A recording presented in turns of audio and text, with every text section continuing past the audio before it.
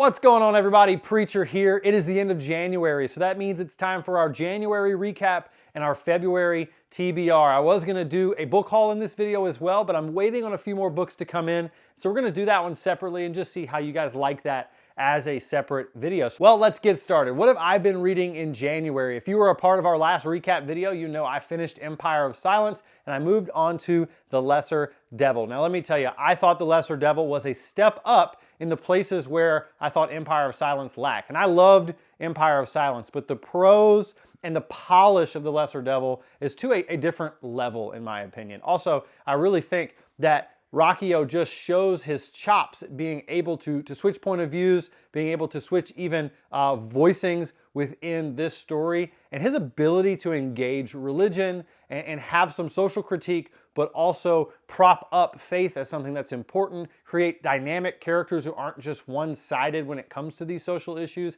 I thought was absolutely next level. The Lesser Devil was my favorite read of this month.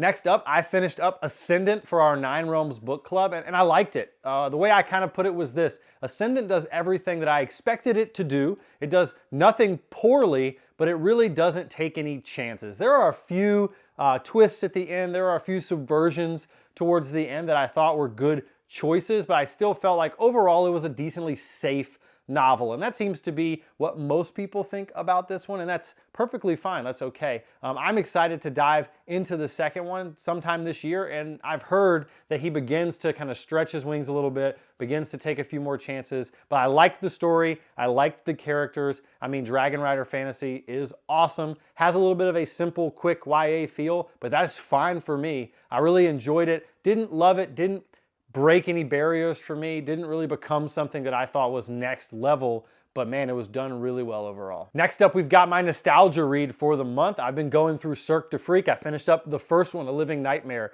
and I gotta tell you, the nostalgia is really strong with this one because the prose is terrible. I mean, Darren Shan is writing this middle grade kind of horror, and it's in a first-person narrative style, and he uses about 17 exclamation marks every 18 sentences. I mean, it is exclamation mark after exclamation mark after cheesy line after cheesy line. But I read it so quickly because I'm enthralled with the story, mostly because I'm starting to remember what happened. And I think that's the point of these kind of reads. I didn't expect it to have great prose. I didn't expect it to read well, especially now that I'm reading stuff that is a little bit more dense, a little bit more poetic, a little bit more polished and put together. But I'm telling you, man, he had a story here. I'm beginning to remember the details, and I'm going to move into book 2 here. I actually just started reading it the other night, and I'm excited to keep going with this nostalgia read. But this is a recommendation from me to you. Pick up those books that you enjoyed when you were in middle school and high school and try them again, because I do think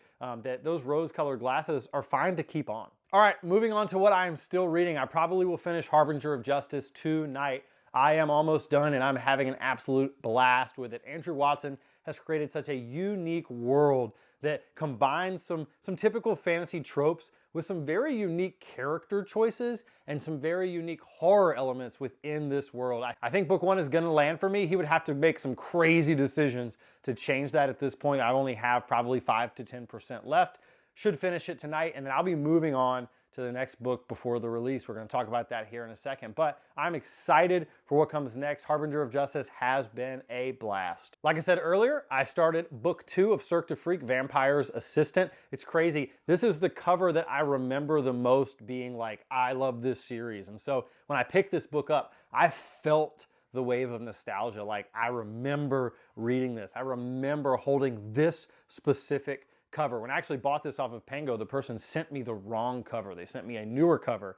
And I'm not a picky person. I'm not a Karen by any means. But I messaged them back and said, hey, I really would like the original cover that was on the picture from the Pango Books listing, because I want that feeling. And I've been getting it. The prose has gotten a little bit better. Darren, the character Darren, is still, he speaks like he's 12. He is. But he speaks like he's 12, and he's also trying to yell at you the entire time. Also, one of the things I found in these books is there's a lot more telling than showing. There's a moment where Darren wants us to know that he's not going to drink blood because he doesn't want to give into that. And the thing that he does is just tells us it over and over again by whispering it out loud within the narrative. And it's like, dude, we knew. We could see in your decision making, and you didn't have to continuously tell us over and over again. But again, that's part of what I expect in this series, and I'm really enjoying it. I'll keep you guys updated. Should knock this one out in a couple days. Next up, we've got a book that I did not have on my TBR for right now, but one of my best friends pestered me over and over again,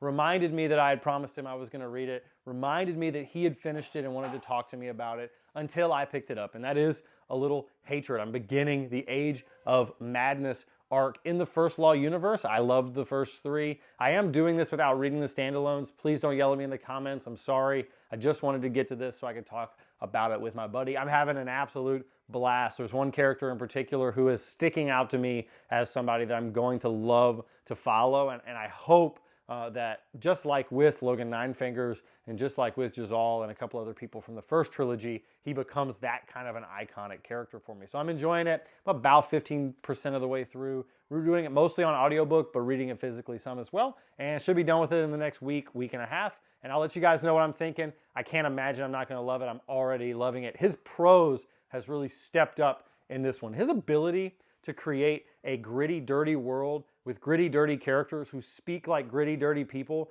but then the narrator speaks in a way that is just beautiful and poetic is probably second to none in my opinion. And last but not least of what I am currently reading, I was gifted the first 2 volumes of this bad boy, and wow, I don't really know what to think. It's gorgeous, and I'm scared. I'm just going to leave it at that. I haven't read much at all, and I don't want to give you guys any more thoughts than that because, I mean, I'm 15, 20 pages in, but you could kill a man with that book, by the way. It's a chunker, and that first page, no comment. All right, so let's move to my February TBR. What am I going to be reading this month? I reserve the right to change this at any time because this is my channel.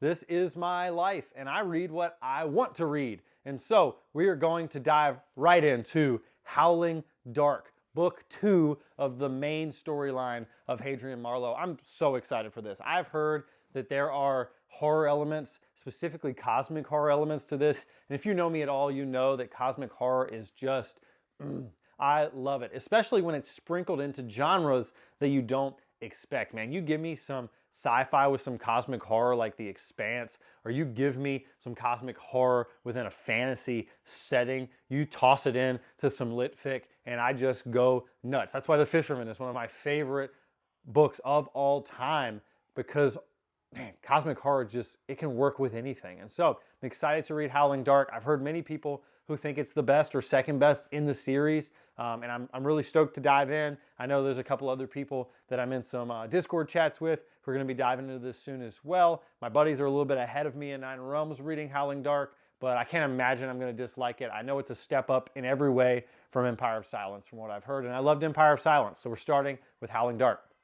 Next up, I'm going to be diving into an arc that I received called The City That Would Eat the World by John Bierce. Now, I first came across this book via Andrew's Wizardly Reads. He was doing an interview with the author and the designers of the cover, and man, the cover was really cool looking. The author began to speak about the story, and I was like, this is something I would love to check out. And so I was able to get an arc of it. It releases, I believe, on the 11th of February. So I'm going to be diving into that ASAP. I don't have a physical copy, but I will throw up the artwork here at some point. You guys should check this one out. You should be looking out for Andrew's review, for my review as well. Go check out what this story is about. There's mimics and gods and this city and this massive wall built and just some engagement with, I think, a weapon that is able to kill some of these mythical creatures. I'm really excited about it. It looks like it's going to take itself seriously in places like world building and depth, but also not take itself super seriously in some other places. I'm excited for it. Andrew's read other stuff by Bierce, and he's really liked them. And so I'm going to be reading that probably the first 2 weeks of February. Try to get it done before the release date. Next up, we've got another arc, and that is The Black Mantle, book 2 of Andrew Watson's series, the one that started with Harbinger of Justice. I'm going to dive into that and try to get it done before its release date, which is February 14th. I have heard that it is a step up from Harbinger of Justice in pretty much every way, and that's awesome to hear because I'm loving Harbinger of Justice. The people who have got their hands on it have said that it really leans into some of the elements that I have loved the most from Harbinger of Justice. So gonna dive into it, gonna read it, gonna try to get a review out for that before its release date on the 14th of February. Next up, I don't have a physical copy in my hands, but I'll put it right here, and that is The Immortal Investigation by Michael Cronk. You may know him as the book guy on YouTube. I've been excited for this series since I've seen him begin to post about it. I've got the hardcover coming on the way. It'll be here this week. It's one of the reasons why the book haul is not in this video. This is going to be an urban fantasy with vampires and detectives. It seems like it's going to be taking a lot from things like Dresden, but with Michael's own spin. I've loved his channel. I think he does a fantastic job discussing books and talking about things in a unique way. And I've heard really good things about this book. And one of the coolest parts is that all 3 books are done already. And so if I love this one, I can just dive right back into the next one. That is The Immortal Investigation by Michael Cronk. Gonna probably dive into that as soon as I'm done with the Black Mantle, probably second week of February. Next up is one I've got to decide on. Am I gonna reread The Failures with the Talking Story family? Man, this is a book that I've been just gushing about since I have read it. And it's a book that's complicated enough that I don't know if I want to jump in and talk with the Talking Story people about it unless I'm kind of right there with them. And so I'm strongly considering rereading this. I'm not a huge rereader, but I'm strongly considering rereading it just so I can kind of be in those chats. And my guess is with how complex this world is and how complex the narrative is and how things kind of weave mysteriously around each other, that I'll catch a lot of things the second time that I maybe didn't the first time. So probably going to reread The Failures. If you want me to, make sure you let me know in the comments. I think it would help to do so as I'm just working through that with the Talking Story people. If you're not a part of the Talking Story Discord, go do it now. They're awesome. Go watch his videos, go watch their content, and hear about their new book coming out as well. I've got the arc for it. I'm excited. Probably going to read it in March, but I think I'm going to reread The Failures as well. Next up is one that I'm 95% sure I'm going to read, and that is By Blood, by Salt by J.L. Odom. I've got something cooking in the works, kind of a group read with a couple other content creators, some on Booktube, some on Bookstagram, but we are most likely going to be diving into By Blood, by Salt by J.L. Odom together and then discussing it together. And it's going to be a pretty cool thing that I'm excited for. It's going to be called Faithful Fables, and it's just a group of content creators who are also believers reading novels by people who are also believers. And so By Blood, by Salt is currently crushing the vote that we have in our group chat, and I think it's going to win. And if it does, I'll be grabbing that at the end of February. All right, last but not least, let's talk a little bit about what you can expect from the channel in the next couple of weeks. I'm going to be working on a video essay about coming-of-age novels and why coming of age is a concept that has just hit so hard for me in multiple genres. And so this is going to be a little bit different. It's going to be serious. It's going to be written out. You most likely won't even see my face during this, and this could flop. But I'm excited for it. I think it's going to be cool. I'm going to try it out. I've been engaging this topic with a couple of my favorite booktubers and authors to try to flesh out exactly how I'm going to go about it. But keep your eyes out for that. That's going to be cool. In the next couple of days, probably Saturday or Sunday, I'm going to be dropping my top 10 books of all time video. Going to be recording that today and then hopefully dropping it in the next few days. And so keep your eyes out for that one as well. I want you guys to kind of have an idea of what are the books that have impacted me the most. And then that way, when I do that video again, you can see how maybe that's changed. And at the end of that video, I may speak a little bit about some books that I plan to read this year that have a real shot of diving into the top 10. I also plan on doing a video called The 5 Reasons Why You Should Read the Dark Tower series, and I hope that you guys will enjoy that one as well. The Dark Tower holds a special place in my heart. And I know a lot of people are a little scared to dive into it because they've heard some things, and I want to address some of those things, talk about why those can actually be positives, and really just gush about one of my favorite series. Lastly, like I said before, you should be expecting a review for The City That Would Eat the World and for the Black Mantle in the next couple of days as well. A couple things that I'm going to be doing in the next couple of weeks that I'm excited for. Tomorrow is the Royal Rumble, so I'm going to be hanging out with a couple of my best buddies. We're going to be watching that together, voting on who we think is going to win. The answer is CM Punk. If you didn't know that, it's my favorite wrestler. If you're a CM Punk fan, make sure you type straight edge in the comments. If you're not a CM Punk fan, that's okay. You can unsubscribe now. I'm just kidding. Don't unsubscribe, but you should definitely be a CM Punk fan. I'm also going to be going to a concert in the next couple of weeks I'm excited for, and that is Bill Murray. If you've never listened to him, he is awesome. It's this cool combination of country and hardcore and metalcore and pop punk. And Bill Murray really just does whatever he wants. And I'm excited for his concert. I've heard he puts on a killer live performance.